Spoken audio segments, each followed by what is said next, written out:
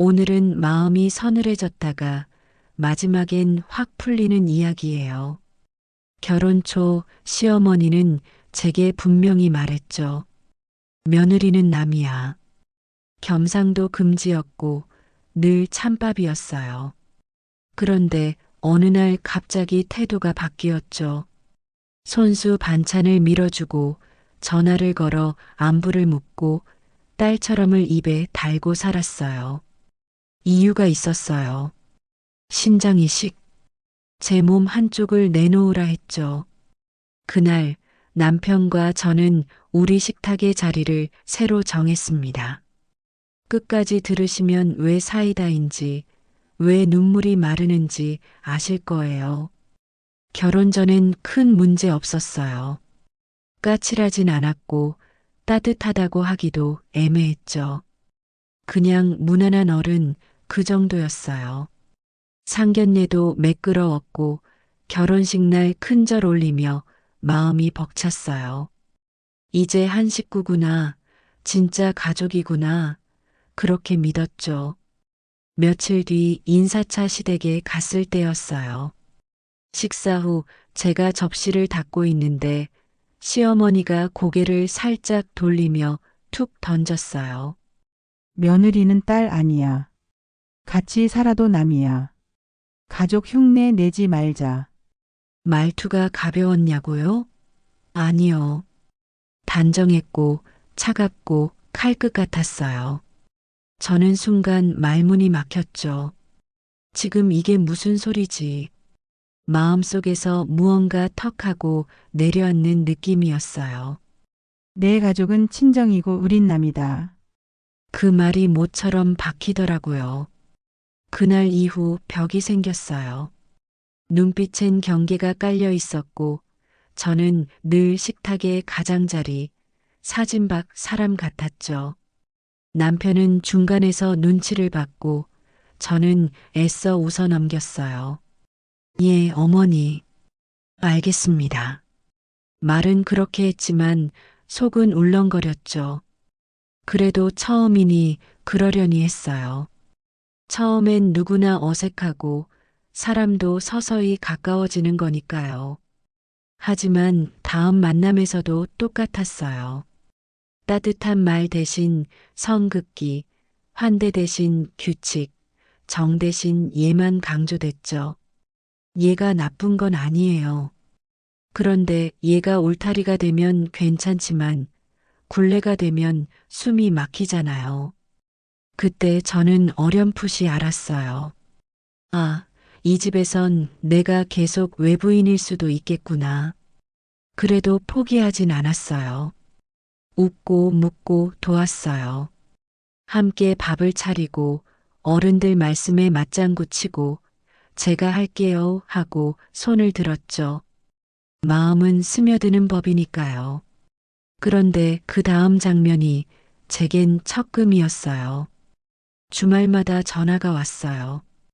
일주일에 한 번은 보자 가족이잖니. 식탁에는 반찬이 줄줄이 올라왔죠. 저는 밥을 퍼서 공기를 가지런히 올려놓고 숟가락과 젓가락을 맞췄어요.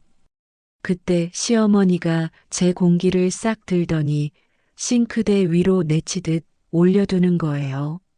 너는 이따 따로 먹어. 어른하고 겸상은 예의가 아니야. 순간 귀를 의심했죠. 저번에는 같이 먹었는데요. 그건 시집초라서 특별히 봐준 거고 이젠 눈치껏. 말끝이 딱딱했어요. 저는 가볍게 고개를 끄덕였지만 속은 술렁였죠.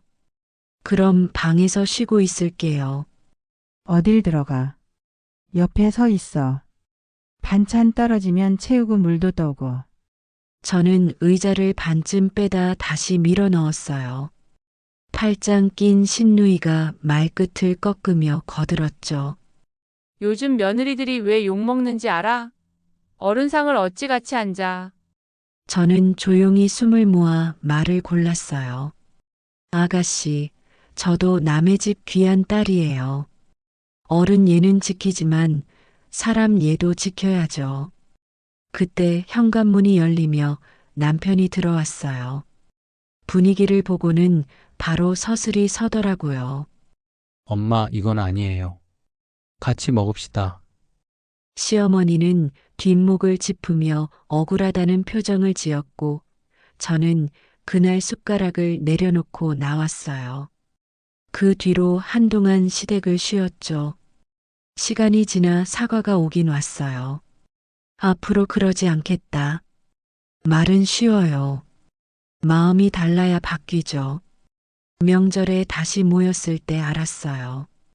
제자리 앞엔 풀만 한가득, 고기와 좋은 반찬은 남편과 시누이 쪽으로 몰렸거든요. 남편이 제 쪽으로 접시를 밀어주자 시어머니가 조용히 다시 빼갔죠. 너는 관리하잖아. 나물로도 충분해. 저는 억지 웃음을 지으며 젓가락을 들었어요. 아가씨도 관리해요. 지금은 아가씨가 더 급해 보여서 그 말에 공기가 쩍하고 갈라졌죠. 예의를 잃지 않되 제 모멸은 지우고 싶었거든요. 그래도 계속 버티자 했어요. 가족의 온기는 결국 작은 좋은 습관이 쌓여 생기는 거니까요. 그런데 제사날 다시 선이 그어졌어요. 오늘은 정식 식구만 들어온다. 너는 주방에 있어. 제사상 앞에서 시어머니가 그러셨어요. 저는 눈을 내리깔고 잠깐 생각했죠. 그동안 들었던 말들이 한 줄로 이어졌어요. 겸상 금지, 찬밥, 다이어트 타령, 그리고 정식 식구. 저는 가방을 들고 미소를 그렸어요. 그럼 저는 오늘 돌아갈게요. 정식 식구끼리 잘 모시고 뒷정리도 정식 식구가 하시면 되겠네요. 말은 부드러웠고 마음은 단단했죠. 시어머니와 시누이의 표정이 그 자리에서 굳었어요. 고개만 숙이고 나왔죠. 그날 이후 한동안 제사와 음식 준비에서 저는 발을 뺐어요. 시누이는 더 노골적으로 삐딱했고 시어머니도 친척들 앞에선 저를 챙기는 척하며 귓속말로 쏘아붙였죠. 저 애가 좀 눈치가 없어. 저는 들은 척도 하지 않았어요. 남편은 제 편에 단단히 섰고 아버님은 눈을 지그시 감고 말이 없었죠. 마음이 계속 상하기만 했냐고요? 이상하게도 어느 순간부터 상처가 무뎌지더라고요. 차별이 일상이 되면 복수도 일상이 되거든요. 저는 예의 안에서 할 말을 했고 억울함을 트이지 않게 바로 풀었어요. 어머님, 저는 종이 아니고 며느리예요. 같이 먹고 같이 치우는 게 요즘 예예요. 말끝에 가시를 숨기지 않았어요. 최소한의 존중을 지키는 선, 그 선을 서로 지키자는 뜻이었죠. 그런데 사람 일은 늘 엉뚱한 데서 방향이 꺾이더라고요. 남편이 어느 밤 무거운 얼굴로 말했어요. 엄마 신장이 안 좋대. 이식 얘기까지 나왔대. 그 말을 듣자마자 제 등에서 한기가 스르르 내려갔어요. 걱정이 먼저였고 그 다음은 두려움이었죠. 우리 어떻게 해야 하지? 그때까진 정말 몰랐어요. 곧 다가올 큰 파도가 우리 식탁을 통째로 뒤집을 거란 거리요. 시댁에 들어선 날 집안 공기가 달랐어요. 문이 열리자마자 시어머니가 제 손을 덥석 잡더니 환하게 웃는 거예요. 아이고 우리 며느리 왔네. 애미야 어서 와. 목소리가 그렇게 부드러울 수가 없었죠. 식탁에 앉자 반찬이 줄줄이 제 앞으로 밀려왔어요. 갈비, 생선, 전, 나물 이거 내가 좋아하는 거 같아서 했어. 많이 먹어. 심장이 묘하게 쿵했어요. 낯설었거든요. 그날 이후로 전화를 자주 걸어왔어요. 밥은 챙겨 먹니? 얇게 입지 마라 추워. 저는 허둥지둥 예, 어머니. 고맙습니다를 반복했죠. 남편은 안도의 한숨을 쉬었어요. 이제 진짜 가족처럼 지내자 하시네. 당신도 마음 좀 놓아. 저도 마음을 조금 놓았어요. 사람이 아프면 달라진다. 그렇게 믿고 싶었거든요. 그런데 어느 날 남편 없이 혼자 와달라는 연락이 왔어요. 방문을 닫고 마주 앉은 시어머니의 손이 미세하게 떨렸죠. 얼굴빛이 유난히 창백했어요. 지난번 검사가 안 좋게 나왔어. 의사가 이식을 권해. 그리고 제 손을 꼭 쥐며 한마디. 애미야, 내가 좀 도와줄래? 머릿속이 하얘졌어요. 그간의 살가움이 필름처럼 스쳐 지나갔죠. 반찬을 밀어주던 손, 딸처럼이라는 말, 잦은 안부 순간 하나의 문장으로 모였어요. 값이 있었구나. 저는 의자를 살짝 밀고 일어나려 했어요. 오늘 이야긴 못 들은 걸로 할게요. 시어머니가 다급히 말렸죠. 요즘은 수술도 안전하고 너밖에 없다. 저는 조용히 물었어요. 왜 딸에게 먼저 말씀 안 하셨어요? 어머님 자식은 귀해서요? 며느리는 괜찮아서요? 눈빛이 흔들리더니 이내 곧아졌어요. 그래, 내 딸은 안 돼. 내가 해주면 평생 딸처럼 할게. 저는 숨을 고르고 천천히 말했어요. 저도 누군가의 귀한 딸이에요. 제 몸을 거래로 삼지 마세요. 그 말을 남기고 집을 나왔죠. 복도 끝에서 한번 울컥했어요. 집에 돌아와 남편에게 전부 말하자 그의 얼굴이 단단해졌어요. 이건 선을 넘었어. 그는 바로 전화를 걸었죠. 엄마, 이 얘기를 아내에게 어떻게 하냐고요. 앞으로 우리한테 연락하지 마세요. 그날 밤 우리는 같이 울었어요. 서러움이 빠져나가고 숨이 쉬어졌죠. 남편은 그 다음 날도 단호했어요. 내가 앞에 설게. 당신은 내 옆에만 서. 그 말이 그렇게 든든할 수가 없었죠. 시어머니에게서 또 연락이 왔지만 남편은 받지 않았어요. 신우이가 메시지를 보냈죠. 엄마 좀 도와줘요. 저는 단 한 줄만 보냈어요. 아가씨가 먼저 하세요. 답은 없었고 파문처럼 조용했죠. 며칠 뒤 시어머니가 직접 찾아왔어요. 문을 잡고 서서 울먹이더니 제 무릎을 붙잡고 말했어요. 한 번만 살려다오. 너밖에 없다. 저는 무릎을 잡아 일으켜 세우며 천천히 말했어요. 처음부터 가족으로 대해주셨다면 제가 마음을 열었을 수도 있어요. 하지만 지금은 아니에요. 남편이 옆에서 낮게 덧붙였죠. 엄마, 더는 안 돼. 그날 밤 둘이서 오래 이야기했어요. 우리가 너무했나? 정이란 게 남아있잖아. 하지만 몸은 하나야. 결론은 같았어요. 사랑은 거래로 지켜지지 않는다. 존엄을 깎으면서 지키는 가족은 의미가 없다. 그 다음부터 저는 제 일상을 단단히 챙겼어요. 아침에 따뜻한 국을 끓이고 퇴근한 남편과 밥을 나눴어요. 식탁에 의자를 나란히 붙였죠. 그 작은 거리만큼 마음도 가까워졌어요. 남편은 내내 제 편이었고 그게 제겐 최고의 조력자였어요. 제가 흔들릴 때마다 말해줬거든요. 당신은 누구의 것도 아니야. 내 아내고 당신 자신이야. 그 말이 버팀목이 됐죠. 시어머니는 결국 신우이에게 향했어요. 너라도 하나 떼라. 그날로 연락이 뚝 끊겼죠. 신우이는 잠적했고 번호를 바꿨어요. 믿음은 도망치고 현실만 남았어요. 며칠 뒤 병원에서 연락이 왔다고 들었어요. 대기 명단이 움직였대요. 우리가 할 일은 없었죠. 그저 조용히 각자의 하루를 지키는 것뿐. 창밖으로 봄비가 가늘게 내렸고 밤 공기는 차분했어요. 시간이 조금 더 흐르자 소식이 들렸어요. 수술 받았대.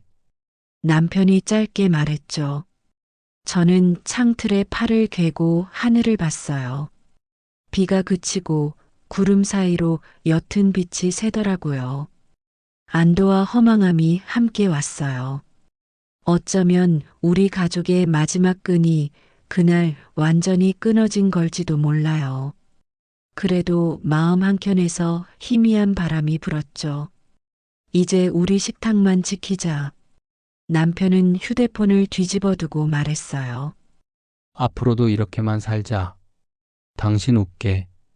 저는 고개를 끄덕였어요. 그게 우리가 낼 수 있는 가장 진한 대답 같았거든요. 연락을 끊은 뒤 뜻밖의 평온이 찾아왔어요. 누군가의 시선에 맞추지 않아도 되는 저녁, 겸상을 금지하는 규칙이 없는 아침, 누구도 찬밥이 되지 않는 점심. 그 평범함이 선물이었죠. 한 번은 꿈을 꿨어요. 제 앞에 긴 식탁이 놓여 있고 자리가 빽빽이 차 있었죠. 누군가는 웃고 누군가는 수군거렸어요. 저는 문가에 서서 그 장면을 바라보고만 있었죠. 깨어나 보니 부엌에 국이 보글거리고 있었어요. 남편이 뚜껑을 살짝 열며 말했죠. 맛 좀 볼래?